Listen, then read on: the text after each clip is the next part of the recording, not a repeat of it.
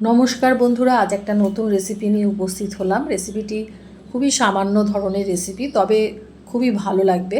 তো একঘেয়েমি ভেন্ডি আমরা সবসময় খেতে খেতে আর ভালো লাগে না। তো আমি এই ডালের সাথে খাওয়ার জন্য এইভাবে আলুগুলো কেটে নিয়ে সামান্য পেঁয়াজ কুচি এবং ভেন্ডিগুলোকে লম্বাভাবে কেটে নিয়েছি।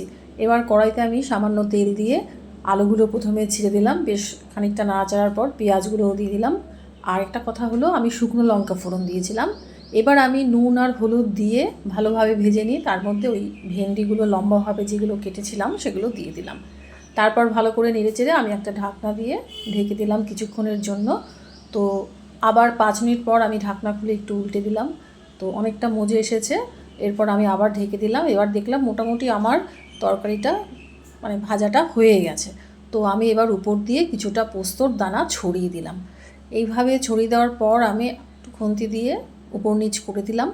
তো এইভাবে ডালের সাথে খুবই ভালো লাগবে রেসিপিটি। শুধু ডাল দিয়ে নয়, গরম ভাতের সাথেও খুব ভালো লাগবে, রুটি দিয়েও ভীষণ ভালো লাগবে। রেসিপিটি একবার আপনারা করে দেখবেন, খুব ভালো লাগবে।